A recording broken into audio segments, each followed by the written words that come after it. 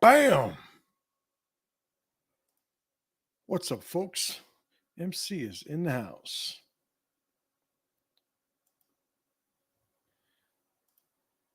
All right. Some technical things going on here. All right, should be good to go. All right. On and popping. My name is Justin Garcia, also known as Master Chairman. Welcome to the Warrior Stream. I'm here every Wednesday at noon, taking a topic deep dive and having a good time while doing it. Always appreciate you guys joining me when you do. Who do we got in the house right now? If you're watching right now, do me a favor, give me a shout in the comments. I'm streaming across a couple of Facebook pages, YouTube, I think X. I don't think I'm on Instagram right now, but whatever. All right, Jesse, what's going on? Johnny Groove, what's up, brother man? Corey, good to see you. Caceres, what's up, brother man?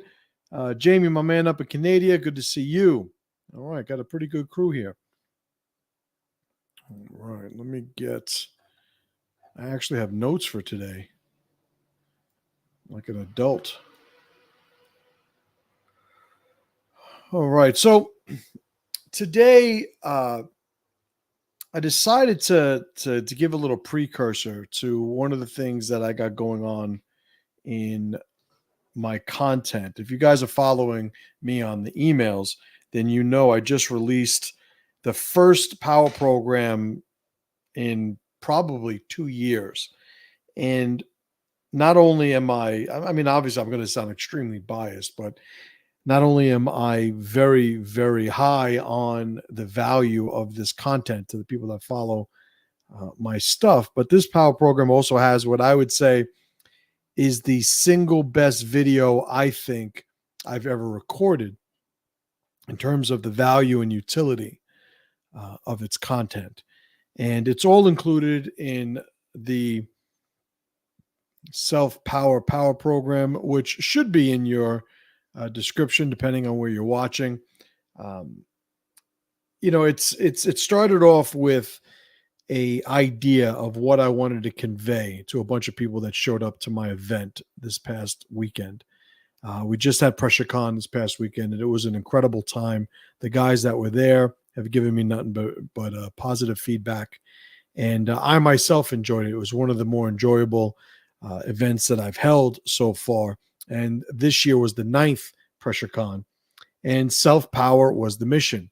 I define self-power, you guys may know, as an identity's ability to maintain its integrity despite the stressors of its environment. So whoever you are, how much of that are you able to maintain with an increasing level of stress around you? Do you break easily? Are you strong, robust, anti-fragile? Do you have some sort of relationship with stress that lends itself to a better, more formidable integrity of your identity?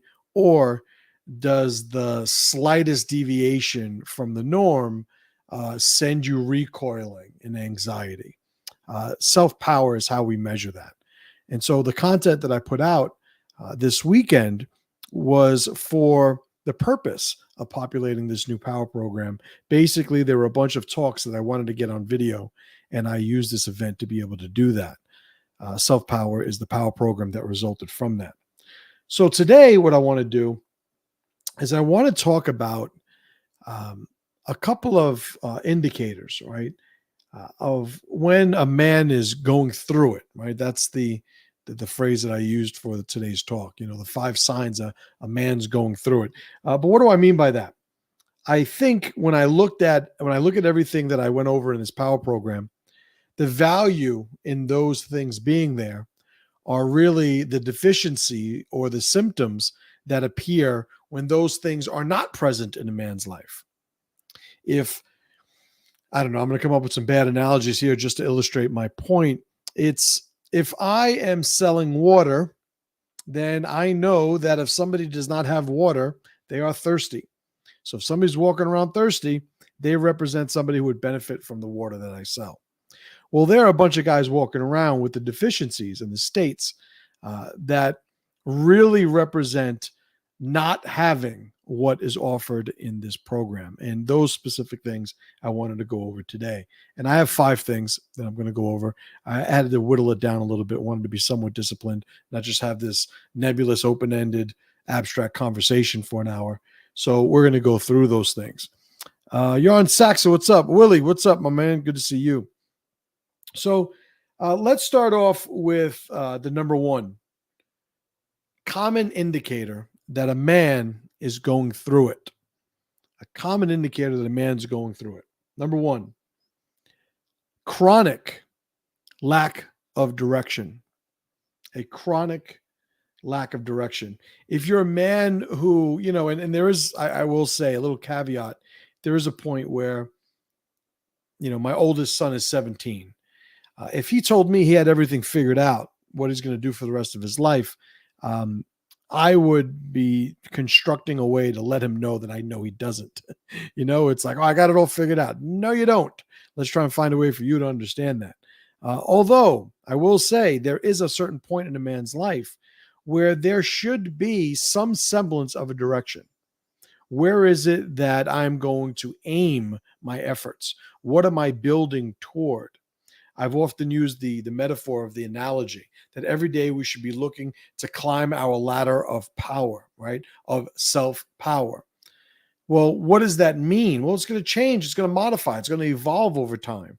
But we know that despite whatever we might have just, traversed or just acquired in terms of development, there's still the next thing. There's still the next rung. The opposite of that would be the person who falls in love with the current rung that he's on. He's the guy that sort of peaks at some point in his life and spends the rest of his life trying to reclaim that, right? So somebody who has a lack of direction is somebody who's walking around feeling, aimless and unfulfilled. They're struggling to set meaningful goals. They don't really know. They know where the starting point is, but they don't know where to aim themselves. And without that understanding of direction, how are they going to know where to point themselves, right? So the number 1 common indicator of a man's life being stressed, anxious, deficient in self-power, or, just going through it is this chronic lack of direction. Let's get into the second one. Second common indicator that a man's going through it, low self-esteem and confusion regarding his identity. So the person who has low self-esteem is riddled with self-doubt. There's somebody who they don't know if they're going to be capable. They don't know if this is going to be a good fit. They don't know if they're going to be able to make good on their promises, so they're less likely to make them. They're insecure in the face of a changing environment and ecosystem because they don't know where they end and the environment begins. So they really don't know if they should move somewhere. They're somebody who is unable to perform those fulfilling tasks that give them that sense of purpose. Somebody who has a low self-esteem is somebody who is never going to have strong opinions. And if they don't have strong opinions, building on step 1, how are they ever going to build a direction? You got to make choices.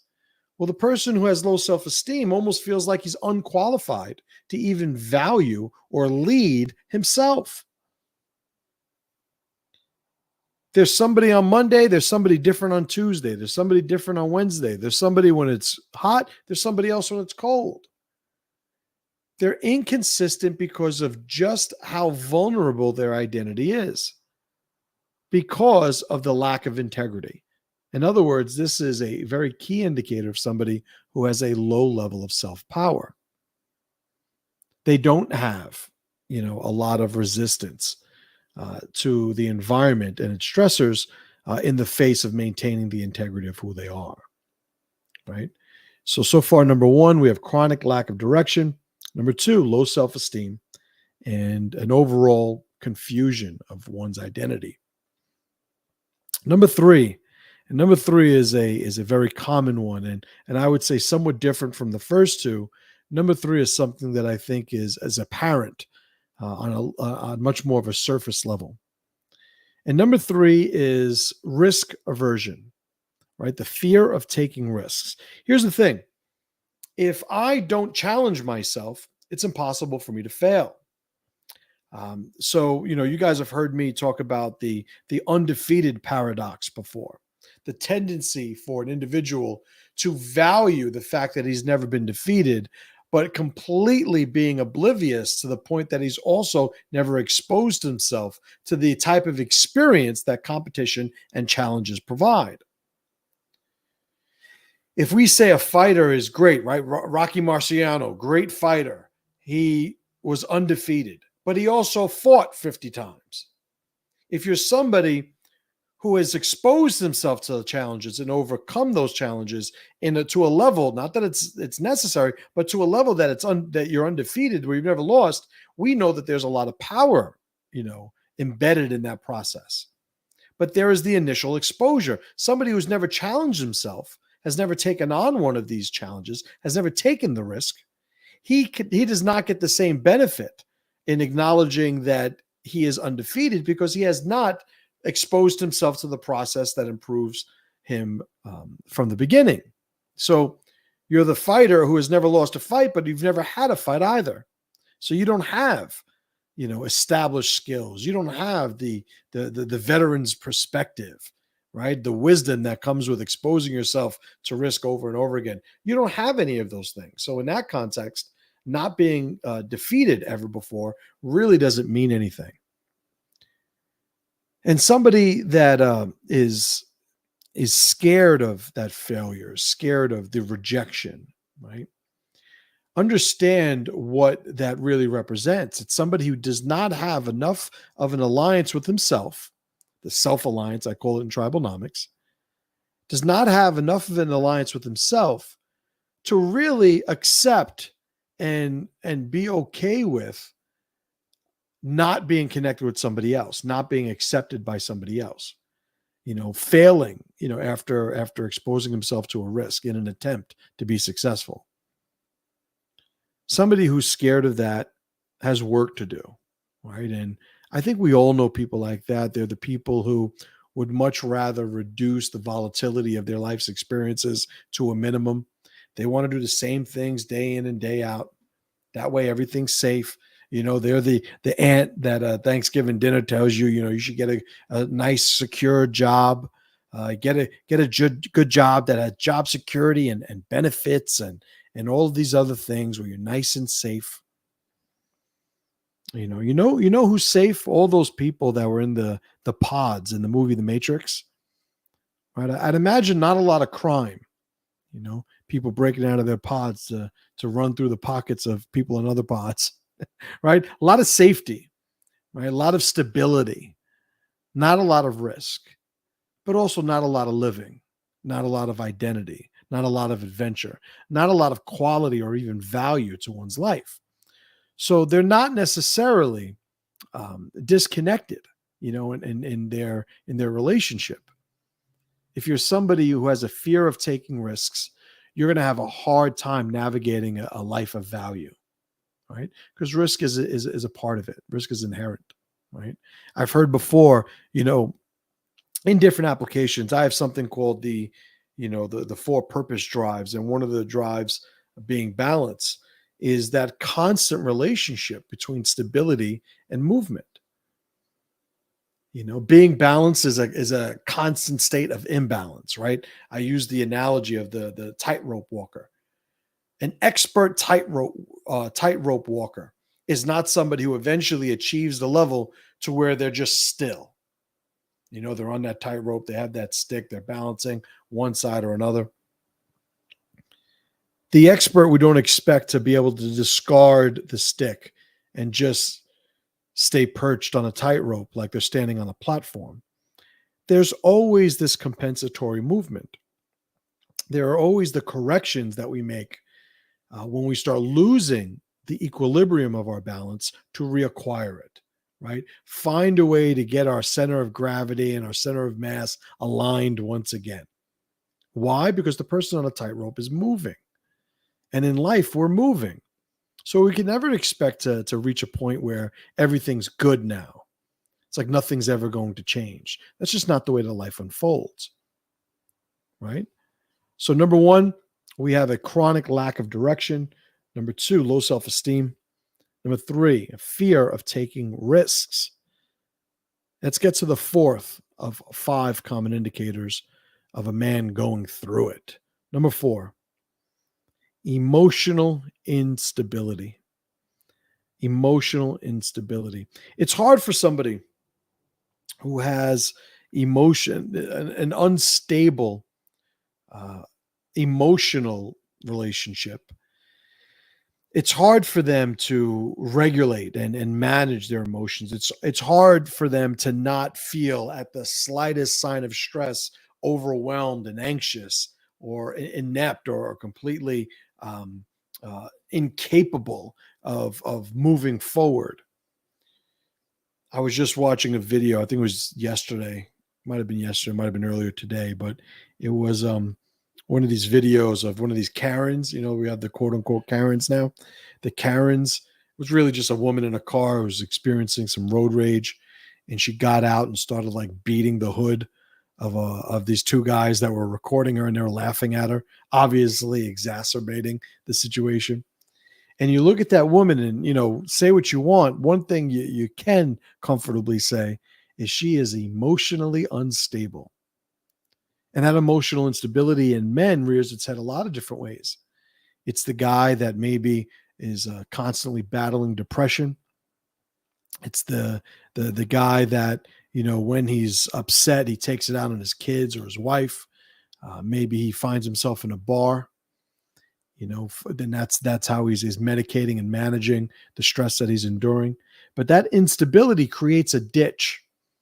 So a man, when emotionally unstable, when he confronts that stressor, that ditch that is formed, he finds himself at the bottom of, he's got to find a way to get out of it.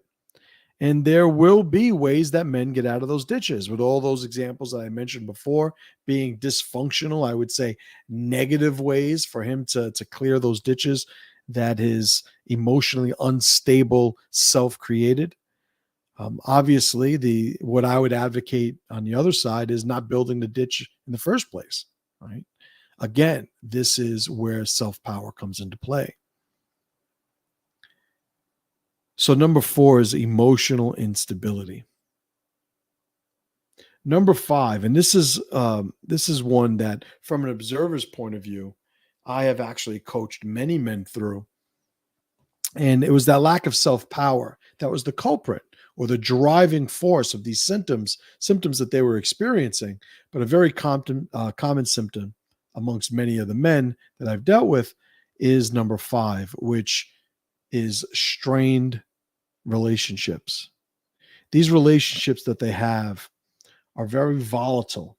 It's very hard for them to maintain a reliable, almost alliance-based credit in the eyes of their allies because they're inconsistent, because they don't expose themselves to the vulnerability required to build a strong relationship.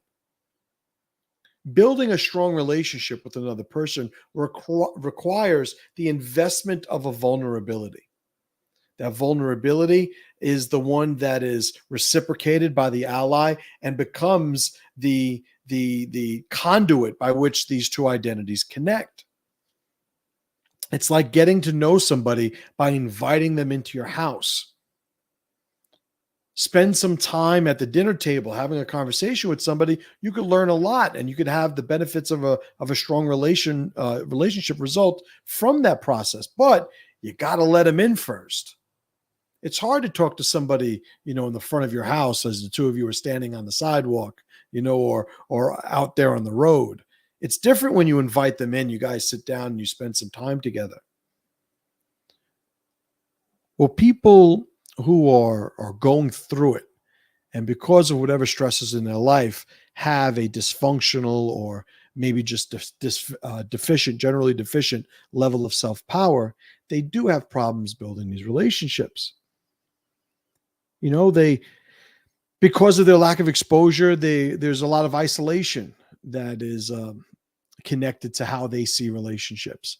This person doesn't understand me. I'm here with this person, but I still feel like I'm alone. Because of the vulnerabilities of their relationship with their own identity, they don't have the sort of surplus bandwidth to dedicate towards building relationships with other people. And they're unreliable as a result. Allies of people like this, don't know who they're going to get. It's the person, and this goes to the fourth sign that I mentioned, emotional instability. Well, people in relationships, the other allies, let's say that you have a boss that is deficient in one of these areas.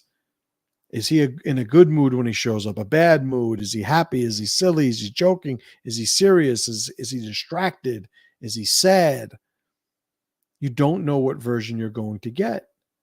And it's very hard to respect a person who is constantly presenting a different form of themselves.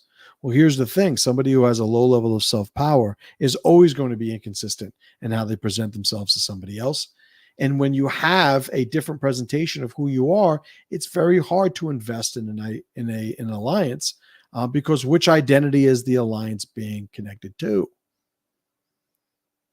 Right? I don't know if it was. I think it was the TV show Friends, where there was a guy that one of the characters was dating, and he was when he was drinking, he was like Fun Bobby or something, and he was just Bobby, and then when he drank, he was Fun Bobby, and the girl on the show liked him when he was Fun Bobby, but he was too boring when he was regular Bobby. This is what happens in relationships. They don't know who they're connected to if there's more than one version of you.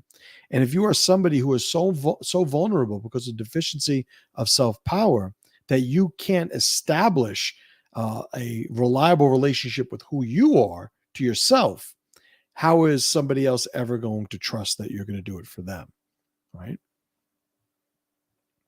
So again, the list, the 5 common indicators of a man going through it, right? The 5 signs. Number 1, chronic lack of direction. Number 2, low self-esteem. Number 3, a fear of taking risks. Number 4, emotional instability. And number 5, strained relationships, right? So let's get into some questions here. All right. If you have a question, put it in the chat, please. And start off with my man, Sean. What's up, Sean?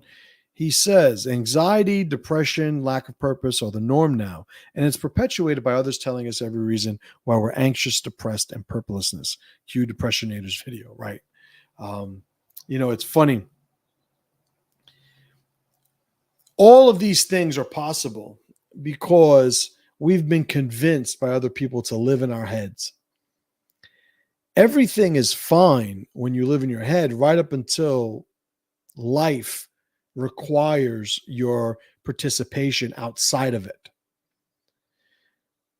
The people that are going through depression, I often, if they're going through a mental depression, I'll often advocate for them engaging some sort of physical ritual. If somebody is going through some sort of physical depression, and physical depression could be lethargy, it could be being overweight and low energy, it could be, coming back from an injury and all these things. Like, I would advocate for the opposite. I would advocate for some movement in the mental area. They should be watching things that get them fired up. They should be watching things that allow them to sort of open and expand their mind, so their experience is engaged and stimulated. If you're stuck in your head, you got to move your body. If you're stuck in your body, you got to move your head, in other words, right? Willie says, this is awesome. Perfect timing to hear this. Yeah. And, when I look at the power program that I just put out, and I say, I think it's the best one that I've made to date, I want to add a little context to that. For the last 20 years, I've coached men. Over 20 years, I've coached men through some pressurized situations. The first decade of that was through martial arts. The last decade has not only been through martial arts, but also through my one-on-one coaching programs. And I've been coaching men in mindset and the perceived obstacles, the mountains out of molehills, and the relationships that are deteriorating that they're trying to save and sort of reclaim leadership positions of. And in all the work that I've done with people, self-power is the bedrock of what everything else that I do is built upon. So this program that I made, it's not only just an insight into how men are deficient and some of the frameworks that I think that are going to help them better understand what's going wrong, but it's the other side of the coin. It's what do you do, right? If you had a physical illness and you went to a doctor, there is going to certainly be an increased peace of mind if the doctor's able to describe to you exactly what's happening. This is what's happening to you. This is exactly what's wrong. It is absolutely going to be a positive thing for you to know what it is. But what about the rest of it?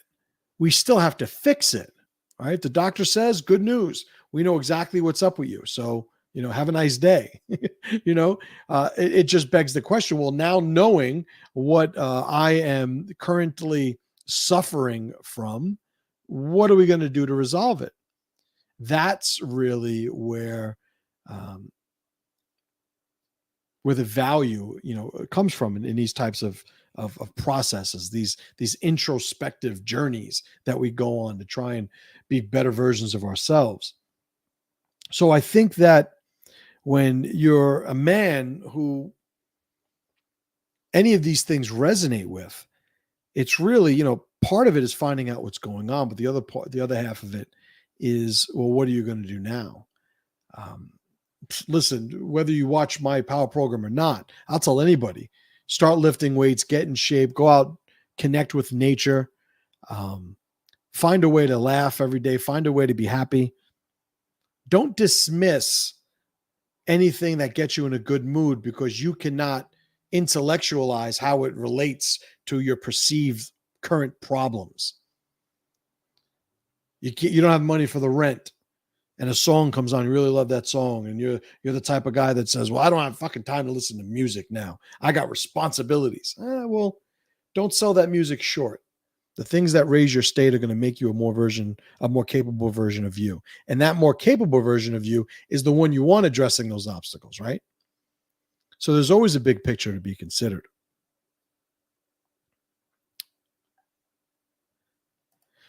Corey says, men without direction can't recognize the options they have, which leads to never making choices or commitments critical for relationships.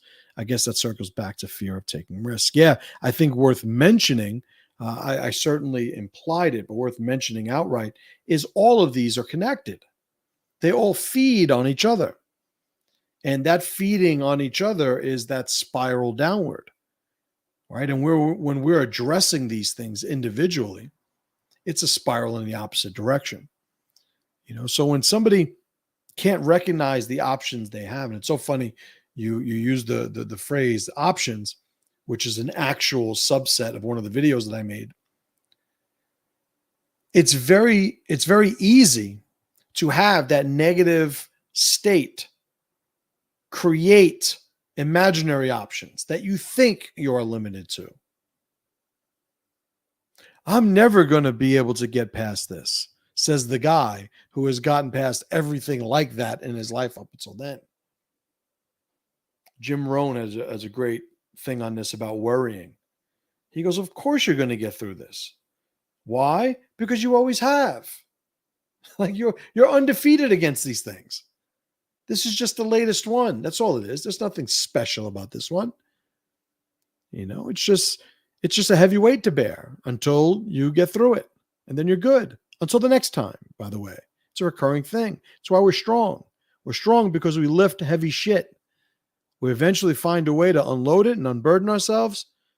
We're a little bit stronger because of the experience, which makes us capable of bearing a little bit more next time. That's the process, right? Yarn Saxa asks, what can women do to help them get through it? Or is it more of a do the work thing for men? I would say it's both. It's such a great question. I appreciate that question. What can a woman do to help her man get through this? Number one, understand that it's not about you. Men and women, the differences that they have.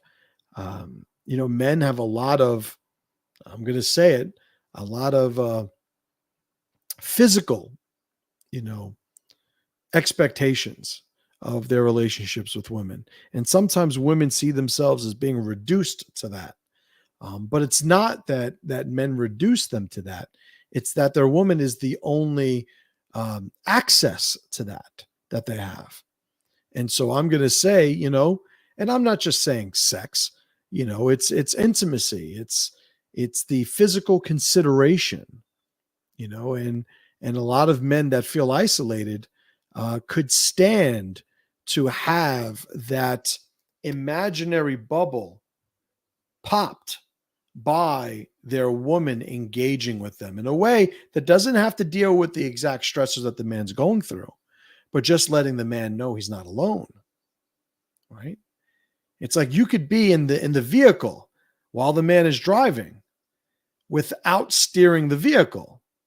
He's the one steering, but you know what? He's not taking the drive by himself. In the context of how could a woman help her man with this, those are some examples. And understand that men need to be helped the way that they're capable of being helped. And sometimes that doesn't always overlap or, jive with the way that their woman would like to help them. Well, then it comes down to the woman asking, well, is it about helping him or is it about getting reps and credit for helping the way you want to help? And that's the issue. If I see a homeless man and he asks me to help him and I ask, how can I help you? And he says, give me money for a sandwich. I got to ask myself, is that really helping him? If I really wanted to help him, I'd find a way for him not to be homeless. If I think he's going to spend that money, that sandwich money on drugs, it's maybe helping him by going and buying a sandwich rather than giving him the money.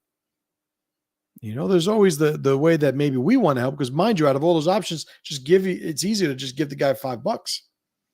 But if I really want to help, maybe I have to do something beyond what is easiest.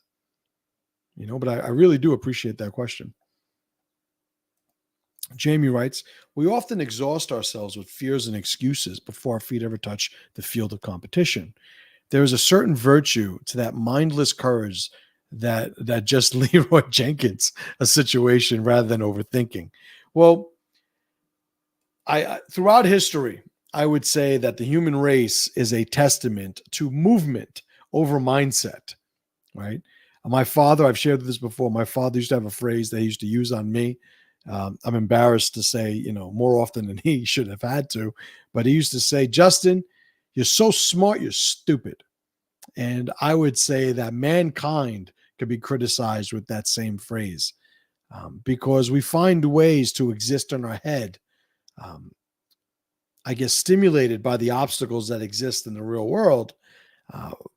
And we never have that. I'm saying never. I'd say the problem arises when we don't have a realistic, pragmatic, real world accountability. And we just want to think about the things, and it's sort of like you ask somebody, if you were going to die in 60 days, would you want to know? And it's an interesting question. I posed it at PressureCon. We had a little bit of a discussion about it this past weekend. And it's like, well, the person who says yes, you could ask them, well, why? Why would you want to know? Oh, so you could what? Do all the things that you want to make sure you do before you die.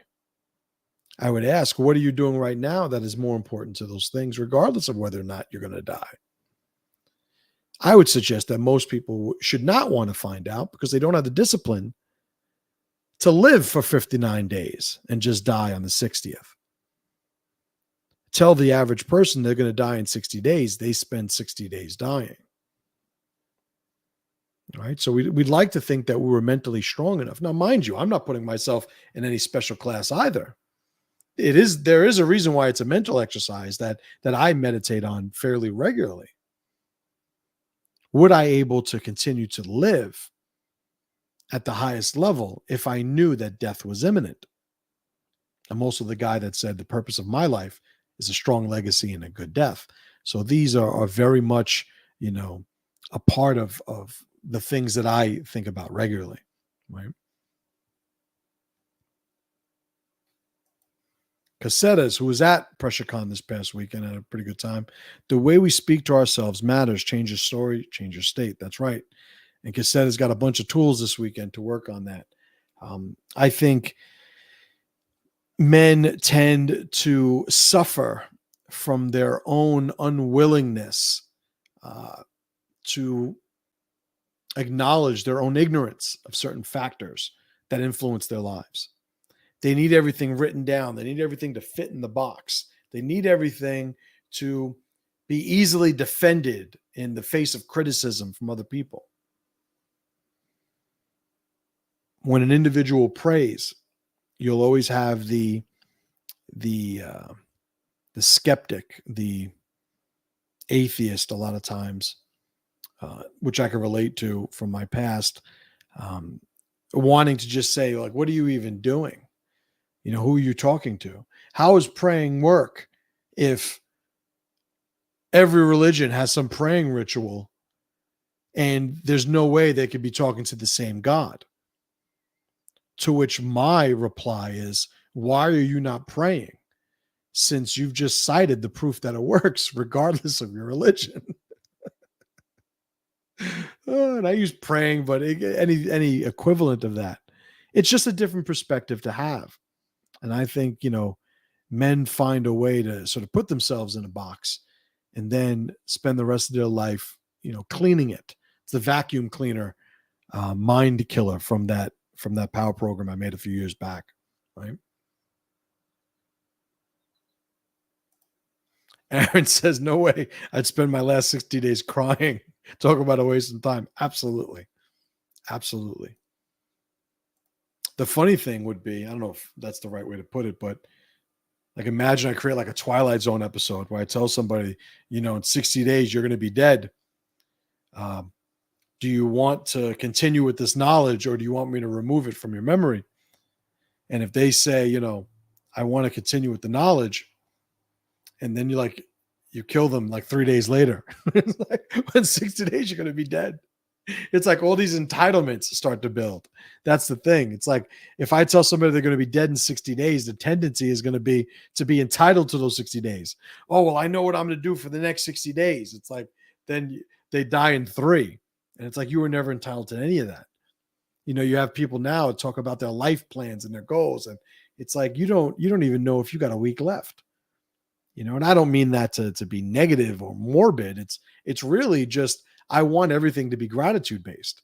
And the minute we start walking around like, of course, we're going to experience these things, that logically are linearly connected to now. It's like, well, there's a lot of entitlement when you look at life that way. It's like you guys that, still have your mothers in your lives, your fathers in your lives, your brothers in your lives. Like, what if they died tonight? Tomorrow, would you be telling yourself, oh, there was so much I still wanted to tell them? Like all these things mean things. Like these are all, contemplations that allow us to live life more fully, not to just criticize ourselves and make ourselves less capable, but the opposite, to actually add more depth to our experience. I have a reputation, and those of you that know me in the real world, I do not ignore any elephant in the room ever. I'm always going to say the thing that people think shouldn't be said, or the thing that they think, or they expect not to be said. It's like, no, I'm always going to put it out there because you get over it. get past it, right? Corey writes, there's a fear of risk-taking and exhausting time and resources. The lack of confidence and resilience go hand in hand. I must have had a hard time recovering. Most have a hard time recovering from failure. And I would say, it's a concept that I think most of us have a functional relationship with. But it's just the varied applications that we tend to get lost. We were talking this pressure con. We had, I think it was Pat looked it up, who had the highest batting average in Major League history. I think it was Ty Cobb. I think that's who he said. And it was like lifetime batting average, like 360 or something. And like he's the highest in history in the Hall of Fame over a career, right? And then it's, well, that represents for every 10 at bats, 6 of them getting out, right? A little over 6, but at least 6 out of the 10 you're out. More oftentimes than not, the greatest hitter in history would be out when he went to the plate. That is a functional acceptance of the probability. Well, you have a bunch of people out there that seem to think, and this is beyond just the intellectual understanding, right? But you have a bunch of people that think that you're not supposed to do anything you're going to fail at, when almost everything we've ever learned is a process of reducing the probability of failure over time, right? The baby walking. How many times does he fall before the parents say, oh, I guess he's just not going to be a walker? That doesn't happen, right? Another concept that was brought up this weekend during the talks at PressureCon was this idea of people just being information away from removing their problems. And it's something that we have to get beyond. Like, most of our issues require a process, and that process has embedded in it a pace. It's not like if you have the information, now you're good. I made the joke, and I'll make it here again. Like, I know how many calories are in a piece of cake. Right? The fact that I know how many calories are in it does not always give me the willpower to not eat the piece of cake. So sometimes people think, oh, if I just had the information, it's good. It's like, no, the information is one side of the coin. The other side of the coin is your efforts to build a relationship, implementing that information into your life, right?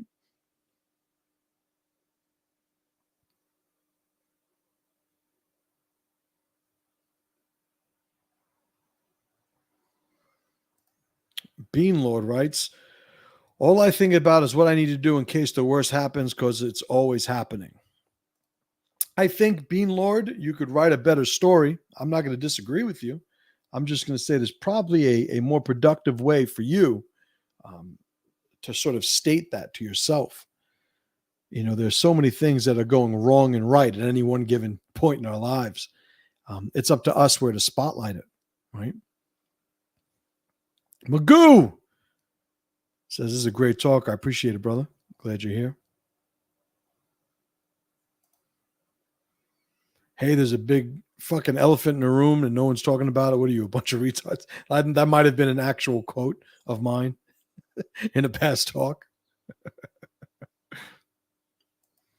Bean Lord says, what about the opposite problem where people live in failure and sabotage themselves? Well, there's a bunch of different ways to look at it. I would say this conversation in general really talks about, individuals like that. In my self-power program, the one greatest video that I think I've ever recorded is the identity frame. And it's one of the videos in the program. And it is the bedrock of what I work with coaching students on, like my one-on-one coaching program. This identity frame is what we need to get right first. The people who self-sabotage, there is a process by which, it's funny because I have one of the things I went over this weekend right on the wall here. There's a process by which they refuse to walk through the door.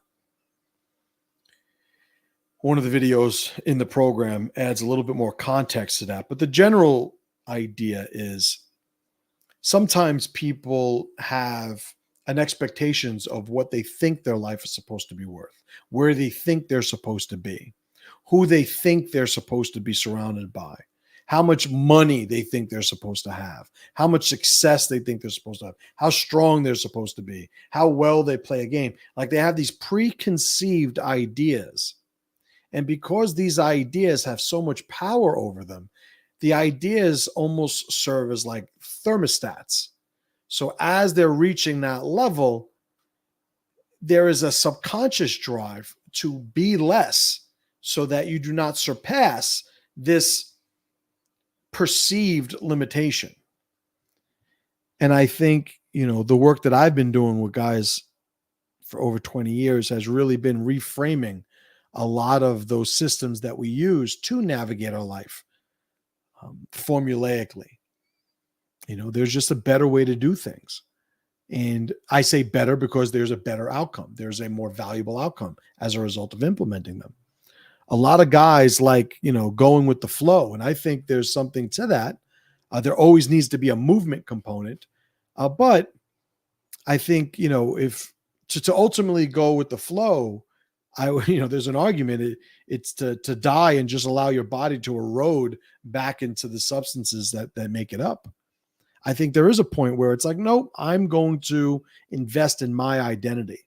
And I'm not just going to allow my identity to dissipate back into the ether.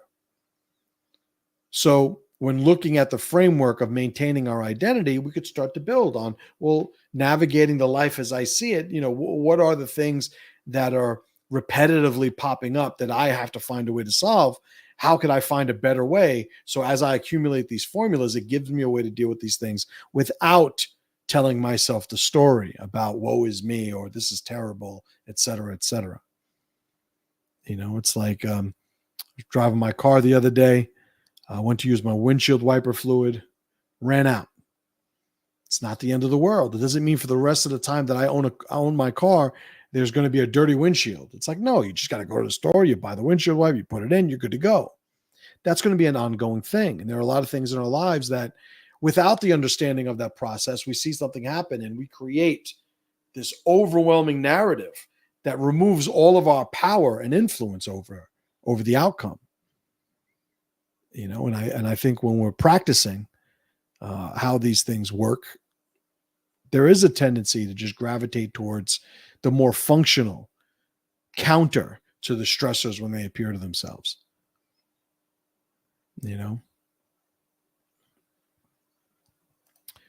Sean writes, we all live in failure. It's a part of life. Self-sabotage is thinking that failure defines you, so you stop trying. I would say, I wouldn't even say failure. I don't think that that's inaccurate, but I wouldn't limit it to failure. Self-sabotage is basically keeping you at the level you think you're going to be best at. Well, that's a problem if you at the same time think you belong someplace else. That is one of the things that has to be reconciled. It's the cognitive dissonance of thinking you're supposed to be here, but also wanting to aspire to be over there. You got to figure that out, right? Bean Lord writes, I love that image, by the way. Bean Lord writes, the point is to psyop yourself enough to keep trying, regardless of the shitty odds. At least that's what I do. I'm a gaslight myself into feeling okay until the wheels fall off my mind. LOL.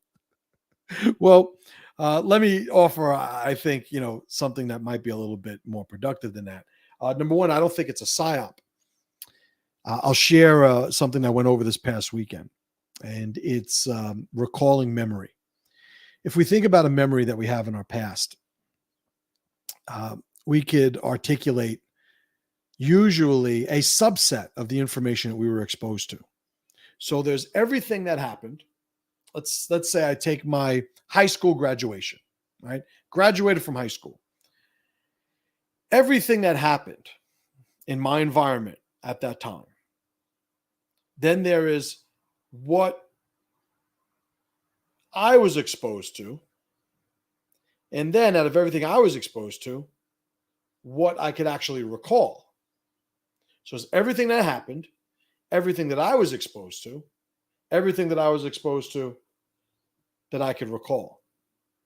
Every one of our memories is a subset of our experience.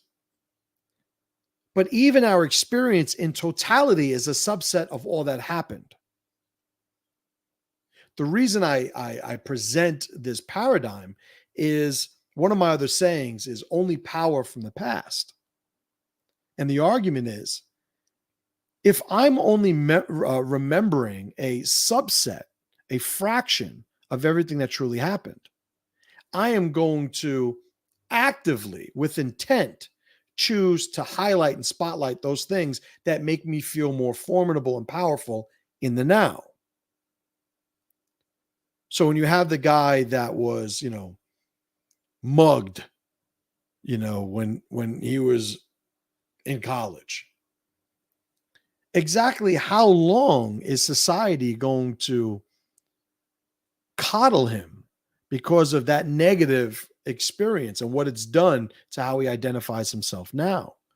It's like, oh, in college I was mugged. Like, are you in college now? No, then get over it.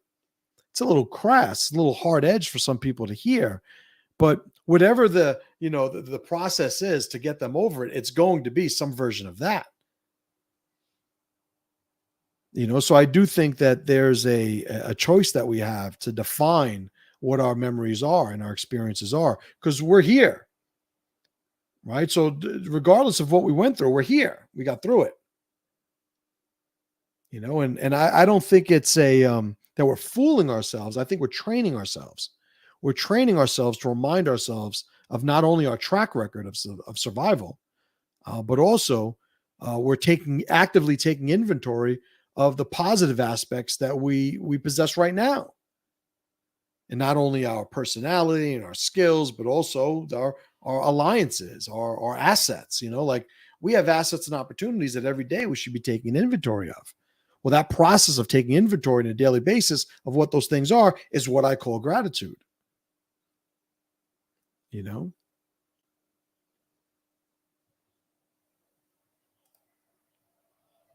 Alan, my man, Alan Odinson, good to see you. Been a while since MC's voice has graced my shop. This talk's always great. Mindset Recharge. Oh, I appreciate it, and good to hear from you. Glad you're well.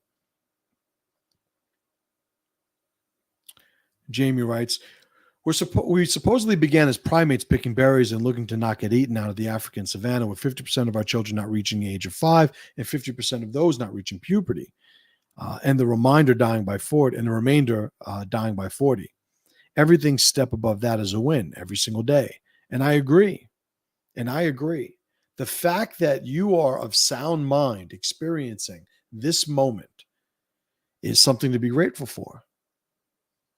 And I don't like using this tool very often. It's a tool that I keep in the toolbox that every once in a while is necessary. But in a moment, to reclaim the proper perspective, it will be useful to remind ourselves that not only there are people out there that are doing a lot worse than we are,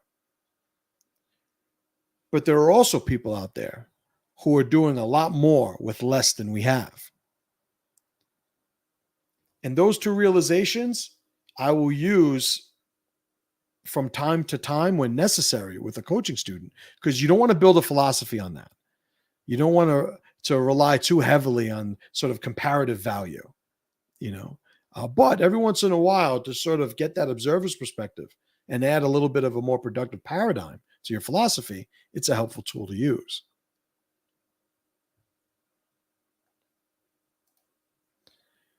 Aaron writes, it's like someone who has to have some kind of weird yearly reminder of bad things that have happened to him. 5 years ago today, I got raped in that alleyway. It's true. And, I've